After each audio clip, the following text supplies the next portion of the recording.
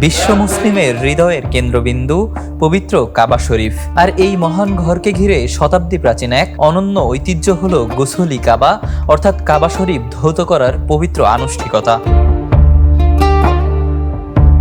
প্রতি বছর নির্ধারিত সময়ে অত্যন্ত শ্রদ্ধা ও ধর্মীয় মর্যাদার সঙ্গে কাবা শরীফের অভ্যন্তর পরিষ্কার করা হয়। এবছরও 30 জুন ফজরের নামাজের পর অনুষ্ঠিত হবে এই মহিমান্বিত আয়োজন।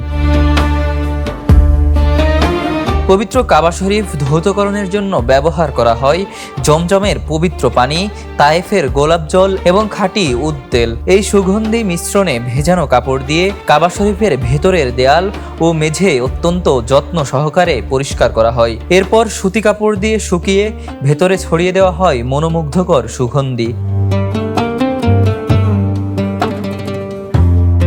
এই পবিত্র অনুষ্ঠানে সৌদি রাজ পরিবারের সদস্য, হারামাইন শরীফাইনের দায়িত্বশীল ব্যক্তিবর্গ, মক্কার কর্মকর্তারা এবং বিভিন্ন দেশের বিশেষ আমন্ত্রিত অতিথিরা উপস্থিত থাকেন।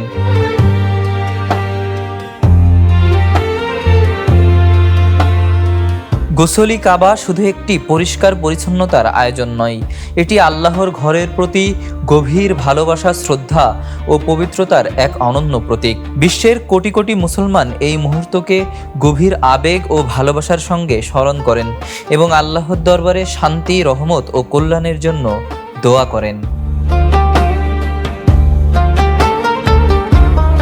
বিপুল হোসেন, দ্য নিউজ। দেশে দেশে সবার সাথে দ্য নিউজ।